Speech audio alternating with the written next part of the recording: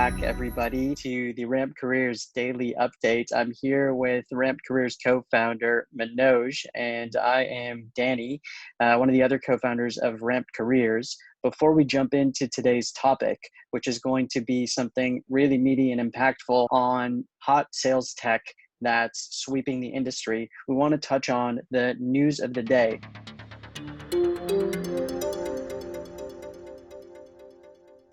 So Manoj, I thought this was interesting. I saw an article today that said employment is picking back up and employers are getting creative with how they're finding job seekers. So an employment agency called Resource MFG is hosting a drive-through job fair on August 5th in the parking lot of Lexington Legends baseball complex. And I thought this was hilarious and also really creative. I wanted to get your take on it.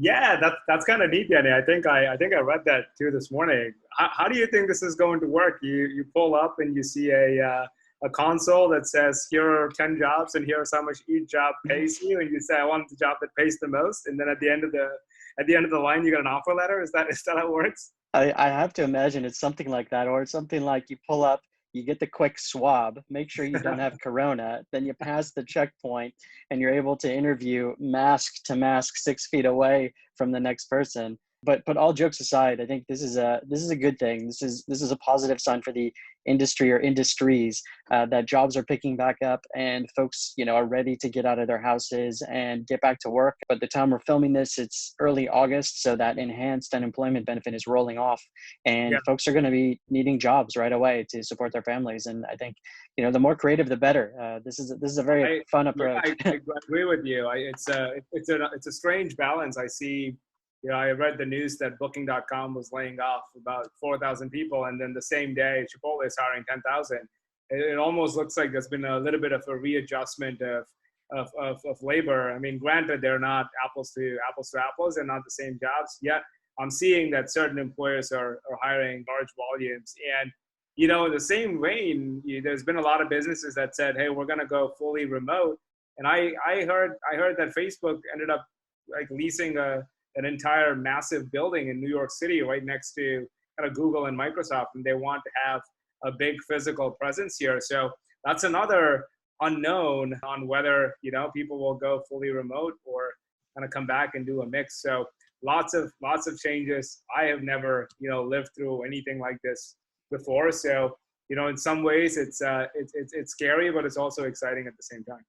Yeah, definitely a lot of anxiousness out in the workplace. And I feel like these stories are some of the things that we need to keep the momentum building and the excitement building. And yeah, like you, I graduated from college at the heat of the last economic crisis, and it's still nothing like this one. This one has too many elements thrown in at once and so much uncertainty, where the last one felt like it was just centralized on the financial system. That's right. There were no health issues, and you could still have like some part-time job. I remember I waited tables as soon as I graduated.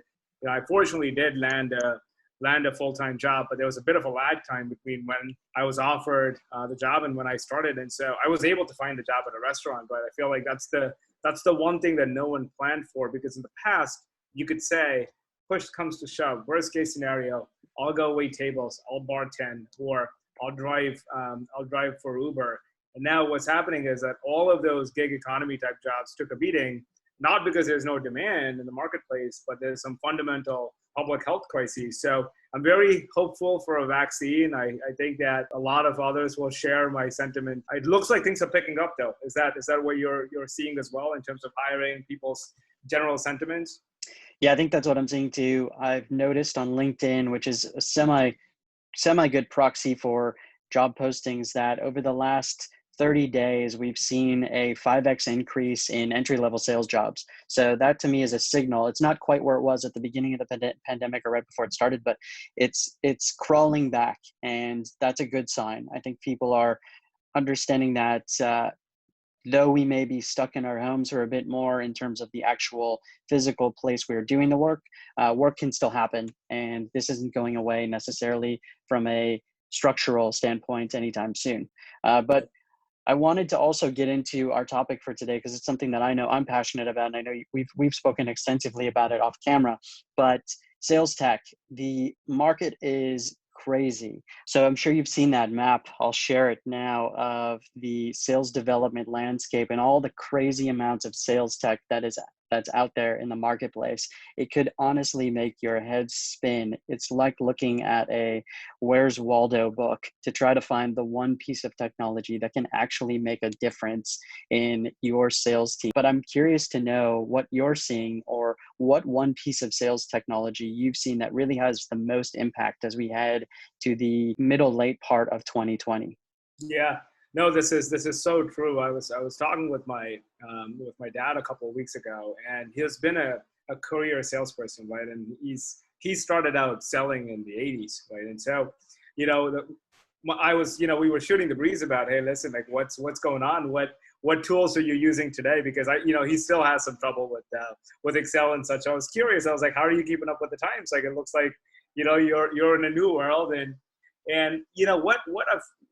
his take on it was that CRM was the single greatest innovation that happened in his time when it came to sales. Like, what Salesforce did was fundamentally different from what they had used and relied on. They had, I distinctly remember him having a Rolodex. I don't know how many people have it. He'd collect business cards and he'd have this thing on his desk, and that's what he used to store his or have a pipeline, and he'd make little notes on it, and behind it he'd have his own system of keeping notes. But that was it. It was that the fax machine for contracts, and then the world moved to digital. But today we're living, I mean, the chart that you showed me, what do we have for categories? CRM, ABM, email management, conference tools, contract software, data networks, lead generation. I mean, and really, it wasn't that long ago that folks were doing it like your dad, right? They collect business cards. They struggle to keep them managed in a paperback book, in an address book, or something like that. No cell phone, and now it's just so easy. And I even remember, so when I got out of college, my first real job was at Groupon, and that was back in the day when there were about 50 employees. We barely had a Salesforce instance standing. I remember going home at night and manually scraping Yelp, going one by one, clicking page by page by page, and copy pasting every single restaurant, every single business into our Salesforce instance, and then populating lists and dialing them down one by one by one, and manually sending emails. Like, I could not imagine manually sending emails today. That would make my head spin. Now you can send 500, 600,000, whatever you want at a time, and do it in such a functional, tactical way that that process, even 10 years ago, looks archaic. Yeah. Here's a thought that I had, and I'd love to kind of see what your thinking is. One of the things that it looks like seem to have happened in this natural evolution of sales stack is innovators, especially people building technology companies, software companies around sales automation, sales enablement, figured out that there was a way to automate in a slightly scalable way and with enough volume all of the underlying sales activities. So the premise of sending emails in mass, the premise of being able to download bulk lists of data, all of that seems to kind of follow the conventional origin of SaaS after the dot-com bust. And when SaaS kind of picked up, it looks like that was the premise behind why you have a lot of tools, and they continue to exist. But then I feel like this push and pull from the other side of the market that says no more automation at scale. It's all about personalization. You cannot send thousands of mass emails. You have to personalize each and every single email, which kind of takes you back to how things were in the past, because there was no possibility for, let's say, my dad to mass blast hundreds of thousands of emails. That wasn't a possibility. They had their accounts and they'd focus on things that they believed they meaningfully were able to close, and they stuck with it. So I wonder if there's going to be a new breed or new category of sales tools that allow for this type of personalization, but maybe with a little more ease, right? And so if I were to send 100 personalized email, and I love outreach just as much as the next guy, but if my task was to only send 100 individually crafted personalized emails, I like the fact that you can track everything in outreach, but I could hypothetically send it out of Gmail or just use a mail merge tool. So, I mean, is that what you think is going to happen? Can you see a set of tools that are now going to be using all of this modern day AI and modern day ML, but instead of focusing on scale and automation, focus on personalization. Yeah, so it's a great point you bring up. And frankly, what I've seen in the marketplace is a lot of fatigue around not only the writing and crafting of emails. So that segment has almost been taken out of sales and pushed into marketing because marketing wants to control the messaging. But the action of this mass blast concept has gone away in favor of a more hyper personalized and scalable approach. So the platform that I see most often is outreach because it has such great tracking and because you can loop in tools like phone calls, LinkedIn, email all in one platform. So I love that about outreach. But what I'm also seeing layered in is what one tool I want to talk about is stuff like video and video with personality. And that's why I love this tool called Loom. I got to know Loom quite a while ago. It's a simple Chrome extension and it's very easy to use. You just install it and click this button and you can record hyper personalized videos on your screen. So you can scroll around, and if I were to actually click play here, I'm not going to, you can scroll around your screen and film different segments of your product. You can show your personality to your prospect. It's a really cool way that salespeople can start engaging with their prospects in a personalized and scalable way. So if you film something like a 30-second video explaining your product and we're blasting it out to folks in one region of the country, let's just use San Francisco as an example, you could say something like, hey, look, email is super impersonal.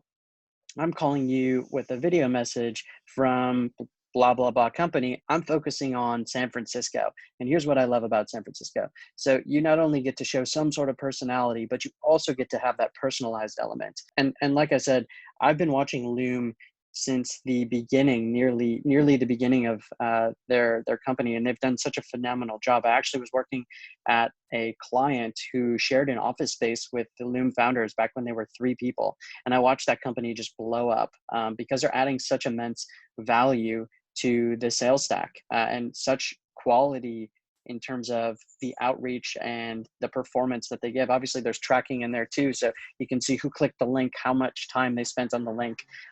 It's awesome, and something that I do see the future of sales going, hyper personalized with that scalable slant. So you're not going to be sending those manual emails like maybe I did back in 2009, but you're also not going to be just carpet bombing folks with 1 to 6 to 10 templates expecting them to work.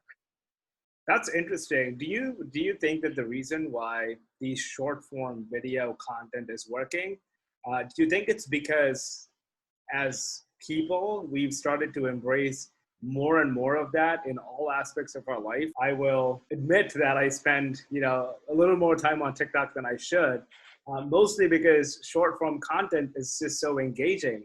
And if I read long form content these days, it's just like, oh man, what a drag! Like, because that's where you spend. And I feel like a lot of younger buyers and a lot of the market is moving towards that type of content. I see videos on LinkedIn as well now. And so I wonder, maybe, there's this complete shift towards that's the way people want to be engaged with. They don't want to be sent, an email that says, dear first name, can I put 15 minutes on your calendar? Maybe people want to be, should I use the word entertained? And maybe that's the way to go.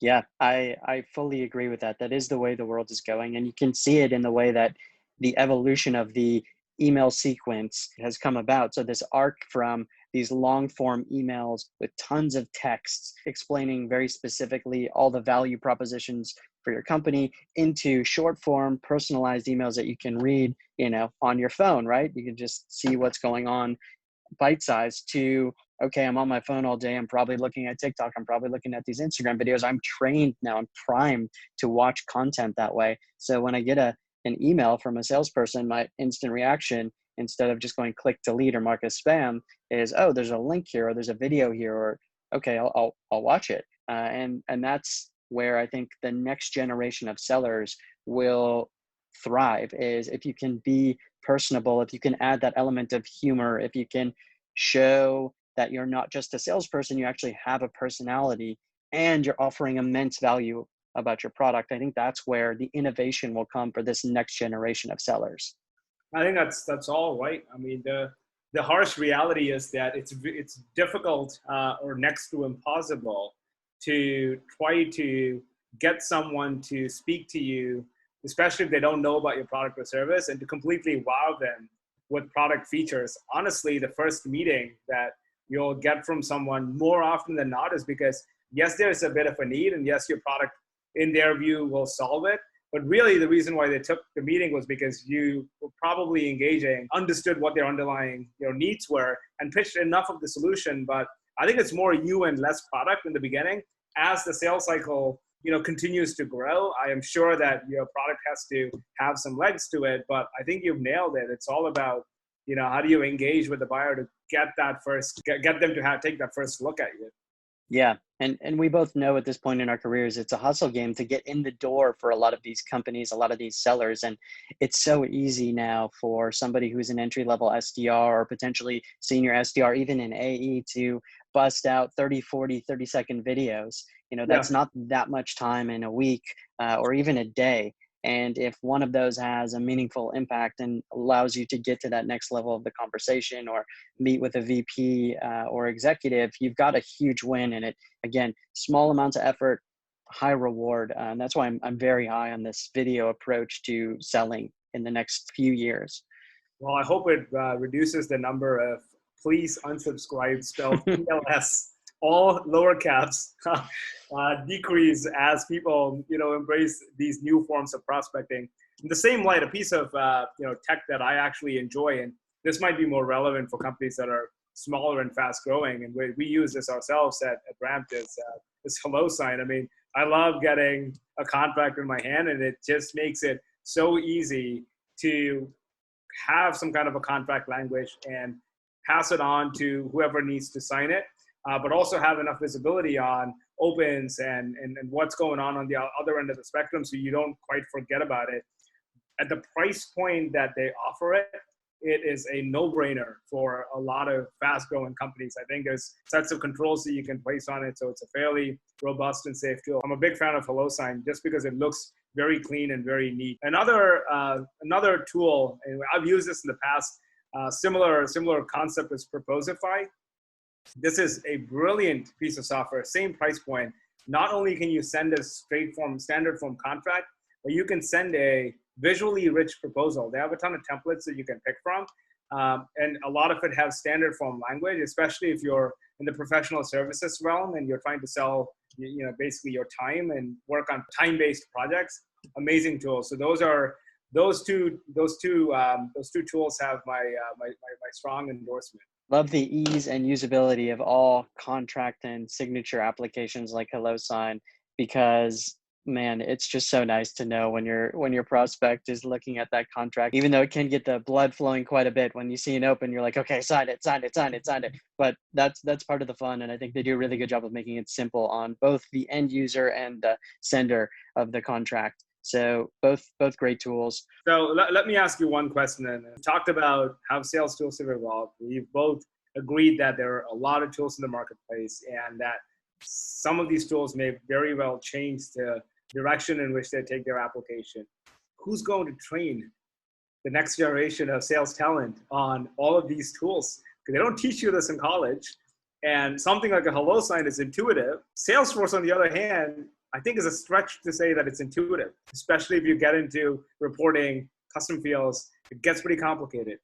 How is the industry preparing to train the next generation of talent on these tools? The short answer is they're likely not, right? If you don't have a robust sales training and onboarding program at your company, you're likely thrown into the fire with a lot of these tools and technologies, specifically at seed, Series A, and Series B funded companies that are just looking to build out their sales teams. These folks don't have that muscle memory of we've used Salesforce over and over, we've used Loom, we've used Outreach, we know what works.